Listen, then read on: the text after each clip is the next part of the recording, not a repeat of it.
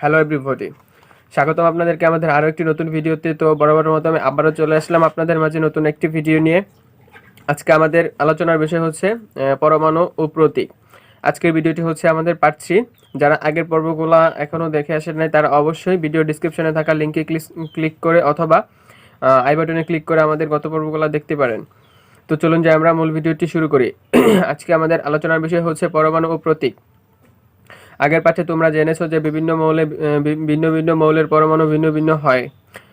এখন প্রশ্ন হলো সর্বমোট কতগুলি মৌল বা মৌলিক পদার্থ আছে অথবা কত রকম আছে।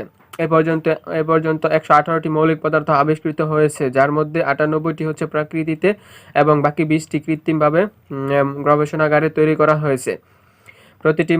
প্রতিটি মৌলিক পদার্থেরই একটি নাম আছে, আর এদেরকে সংক্ষিপ্ত বা সুবিধাজনকভাবে প্রকাশ করার জন্যই আমরা প্রতিটির জন্য আলাদা আলাদা প্রতীক ব্যবহার করি। প্রতীক সাধারণত মৌলের ল্যাটিন বা গ্রিক ইংরেজি নামের একটি এবং দুটি অক্ষর দ্বারা প্রকাশ করা হয়।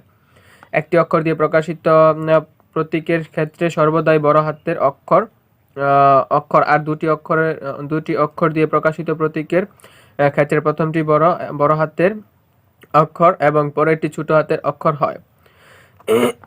নিচে কয়েকটি পরমাণুর প্রতীক ও তাদের ইংরেজি, গ্রিক বা ল্যাটিন নাম দেওয়া হলো।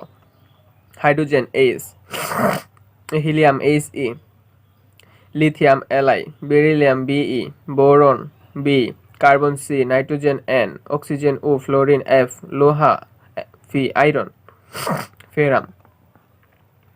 সো বন্ধুরা, আমরা পরে চলে যাই হচ্ছে অণু ও সংকেত। পার্ট 7 ও 8 হচ্ছে অণু ও সংকেত। আমরা শিখেছি যে দুই বা ততোধিক পরমাণু একত্রে যুক্ত হয়ে অণু তৈরি করে। একটি অণুতে কি কি পরমাণু আছে সেটা জানা যায় সংকেত থেকে। আসলে অণুর সংক্ষিপ্ত প্রকাশই হলো সংকেত। একটি অণু যে মৌলের পরমাণু দিয়ে তৈরি সেসব মৌলের প্রতীক দিয়ে সংকেত লেখা হয়। আমরা এখন সংকেতের লেখার নিয়ম ও সংকেত থেকে কি বোঝা যায় সে সম্পর্কে জানব।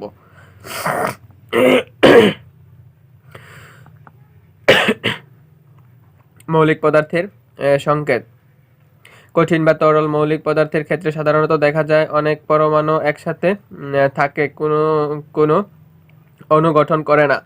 তাই এই ধরনের মৌলের ক্ষেত্রে অণুর সংকেত লেখা হয় না, যেমন সোডিয়াম, লোহা, কপার ইত্যাদি।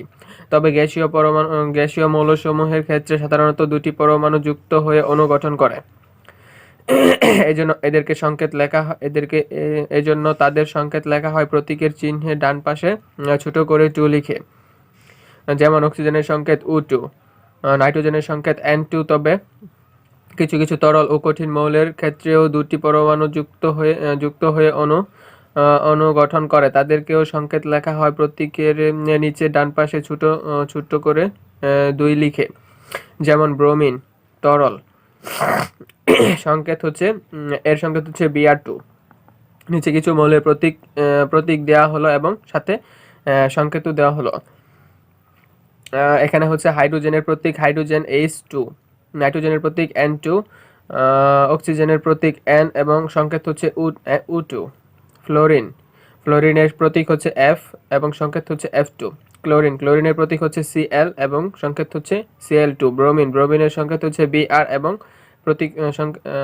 প্রতীক হচ্ছে Br এবং সংকেত হচ্ছে Br2। আয়োডিনের সংকেত হচ্ছে I এবং প্রতীক হচ্ছে I এবং সংকেত হচ্ছে I2। সো বন্ধুরা, আজকের ভিডিওটি এই পর্যন্তই শেষ করব। দেখা হবে নতুন কোনো ভিডিওতে। তার আগ পর্যন্ত সবাই ভালো থাকবে, সুস্থ থাকবে। আল্লাহ হাফেজ।